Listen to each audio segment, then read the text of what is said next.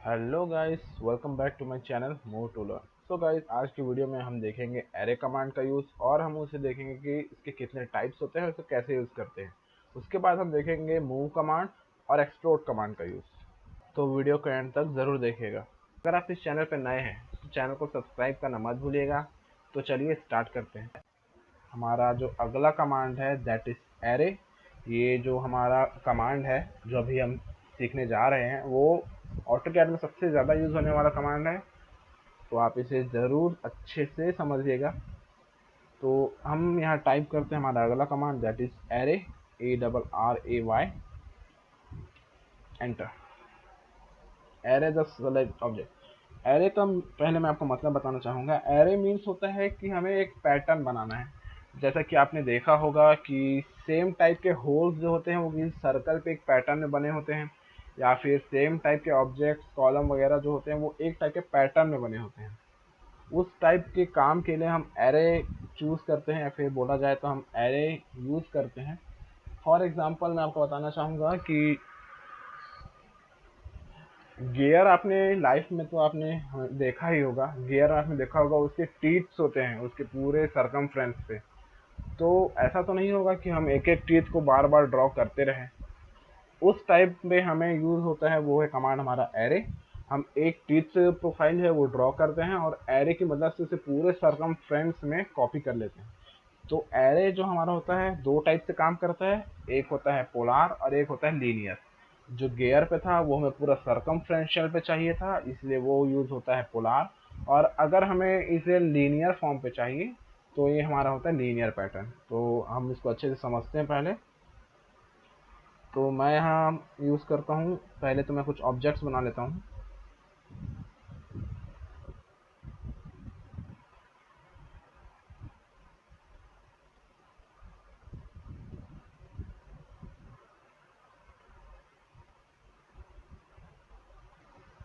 Okay, अब हम चलते हैं हमारे एरे कमांड पे।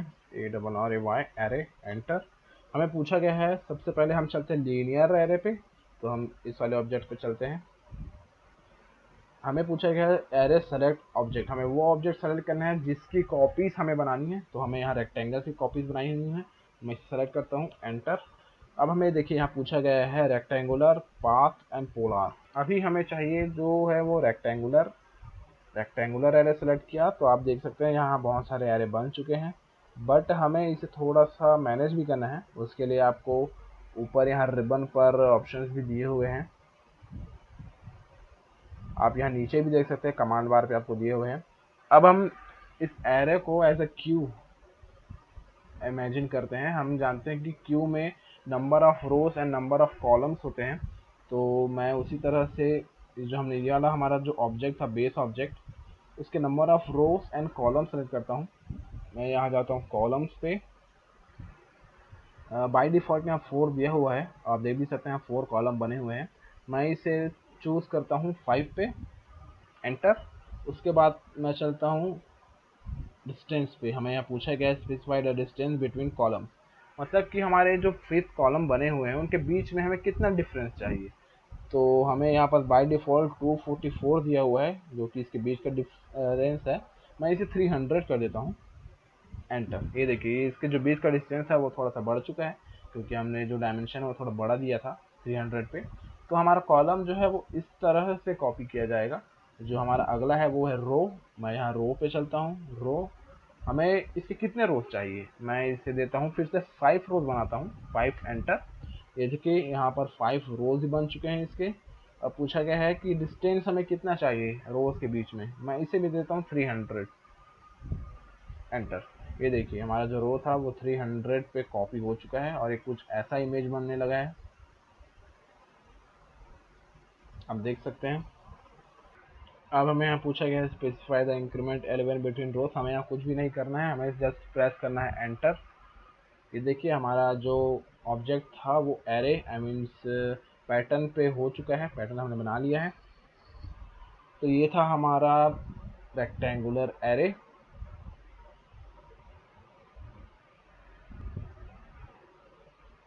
यहाँ हमारा जो रेक्टेंगुलर एरे था वो कंप्लीट होता है। मैं प्रेस करूँगा एंटर। या फिर एग्जिट, उसके बाद इस कमांड से बाहर जाऊंगा। ओके, अब हम चलते हैं हमारे अगले एरे पे, दैट इज पोलार एरे। मैं फिर से प्रेस करूंगा कमांड एरे, एंटर। मैं इस छोटे वाले सर्कल को सेलेक्ट करता हूँ as an array object. Okay, अब मुझे यहाँ सेलेक्ट करना होगा पोलार एरे। मैंने यहाँ पोलार सेलेक्ट किया। मुझे यहाँ पूछा जाता है specify centre point of array या फिर बेस पॉइंट या एक्सिस ऑफ द रोटेशन। हमें यहाँ मोस्टली यूज़ करना होता है सेंटर पॉइंट ऑफ एरे। अब क्योंकि मुझे पता है मुझे इस सर्कल पे इसे पूरा एरे करना है और सर्कल का सेंटर पॉइंट ये है, तो मैं इसे as a base point select करता हूँ। ये देखिए, उसके बाद हमें कुछ ऑब्जेक्ट्स यहाँ मिल जाएंगे। अब हम यहाँ जा कर के इसे कितने एलिमेंट हमें और चाहिए या फिर हमें कम करना है वो सब हम यहाँ से कंफर्म कर सकते हैं, या फिर बोल सकते हैं कि हम इसे सेलेक्ट कर सकते हैं रोटेट आइटम्स पे जा करके। यहाँ हमें पूछा गया है रोटेट आइटम यस और नो। यस मीन्स हमारा जो एलिमेंट है वो रोटेट उसके एक्सिस के अबाउट होना चाहिए कि नहीं होना चाहिए। ये होता है बाय डिफ़ॉल्ट नो पे सेलेक्ट होता है। अभी आपको यहाँ पर सर्कुलर का है इसलिए आपको शो नहीं होगा, मैं इसे आपको अगले ऑब्जेक्ट पे जा करके दिखाऊंगा। ये देखिए, हमें यहाँ पर एक और ऑप्शन देता है आइटम्स। आइटम्स में जा करके हमें कितने नंबर ऑफ कॉपीज या फिर हमें कितने आइटम्स सेलेक्ट करने हैं वो चाहिए होंगे। आप देखें बाय डिफ़ॉल्ट 6 आइटम्स दिए हुए हैं और यहाँ पर 6 नंबर ऑफ सर्कल्स जनरेट हो गए हैं। मैं इसे देता हूँ 15 एंड एंटर। अब देखिए यहाँ पर टोटल 15 सर्कल्स जनरेट हो गए हैं। Rotate item. अब हम चलते हैं हमारे रोटेट आइटम की तरफ पे। तो मैं एक और ऑब्जेक्ट क्रिएट करता हूँ जिससे आपको समझने में आसानी होगी। ये देखिए, और ये देखिए। ओके, अब हम चलते हैं हमारे एरे कमांड पे।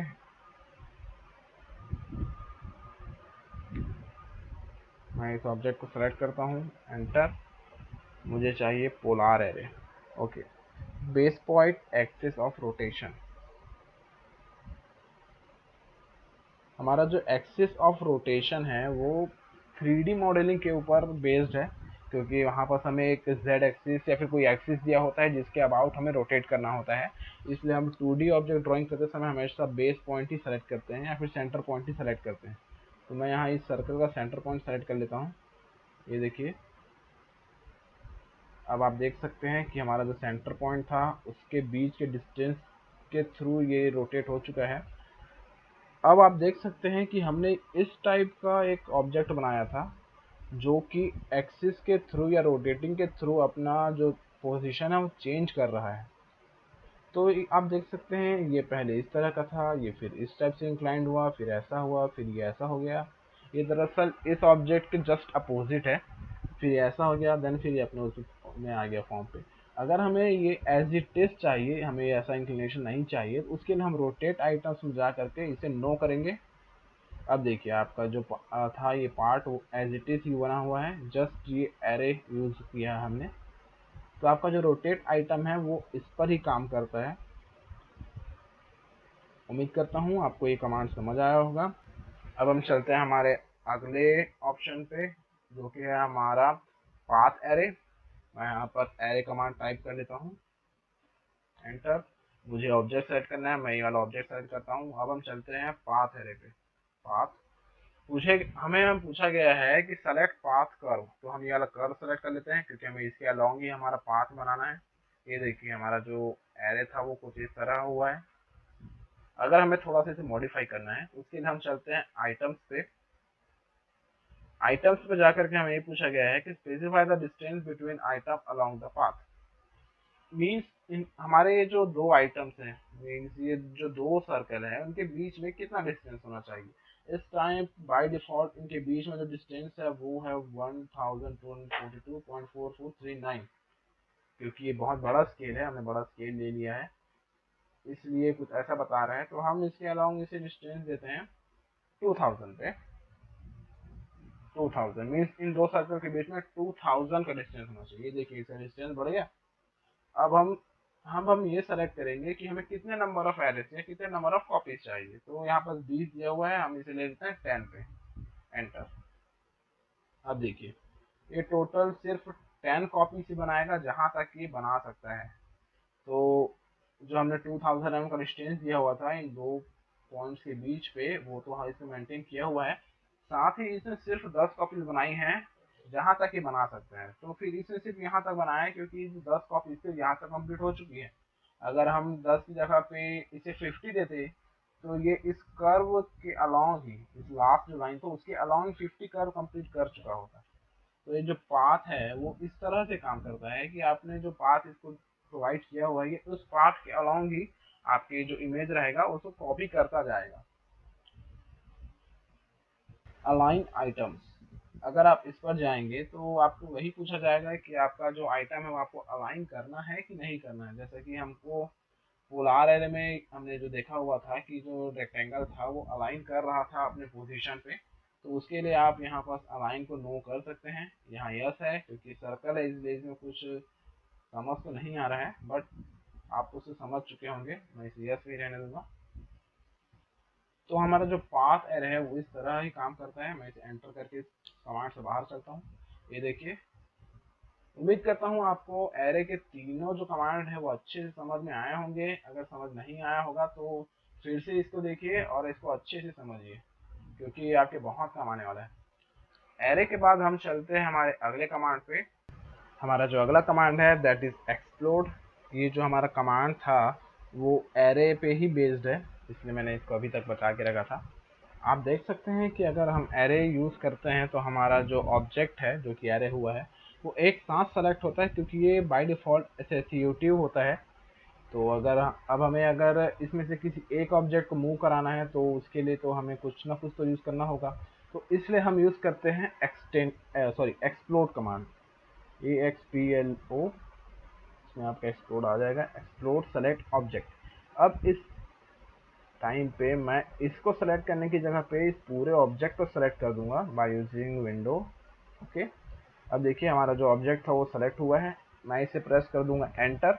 एंटर करते ही आप देख सकते हैं ये अलग अलग पिक होने लगा है। मीन्स मैं इसे कहीं भी अब मूव कर सकता हूँ। ये देखिए ये अलग सेलेक्ट होने लगा, ये अलग, ये अलग, आई मीन ये सब अलग अलग सेलेक्ट होने लगे। तो हमारा जो एक्सप्लोर कमांड होता है वो हमें इस बात की परमिशन देता है कि हमने अगर किसी ऑब्जेक्ट को बनाया हुआ है तो हम उसके अलग अलग एंगल्स को या अलग अलग एजेस को अलग अलग तरीक़ों से यूज़ कर सकें। तो जो हमारा एक्सप्लोर कमांड है वो बेसिकली इस काम ही आता है कि हम एरे जो हमने बनाया हुआ है अगर उसमें हमें कुछ मॉडिफिकेशन करना है तो हम इसे एक्सप्लोर कर सकें, देन हमें इसके अलग अलग टाइप से इसको मॉडिफाई कर सकें। अब हम चलते हैं हमारे अगले कमांड की तरफ। हमारा अगला कमांड है मूव। उसके लिए मैंने कुछ यहाँ पर ड्रॉ कर लिया है। तो हमारा मूव कमांड जो है उसके लिए हम टाइप करेंगे M, एंटर,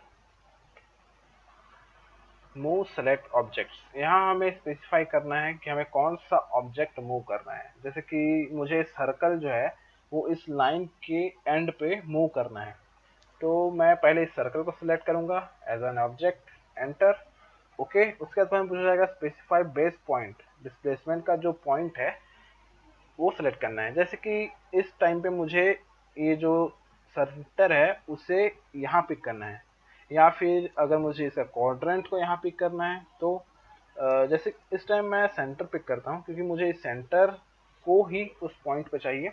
सेंटर को मैंने पिक किया, उसके बाद मैं जाऊँगा इस पॉइंट पे जहाँ मुझे इसे रखना है। तो ये देखिए, तो अब देख सकते हैं मैंने इसका सेंटर को पिक किया हुआ था एज अ बेस पॉइंट, तो इसका जो सेंटर है वो आ करके इस लाइन के एंड पॉइंट पर मूव हो चुका है।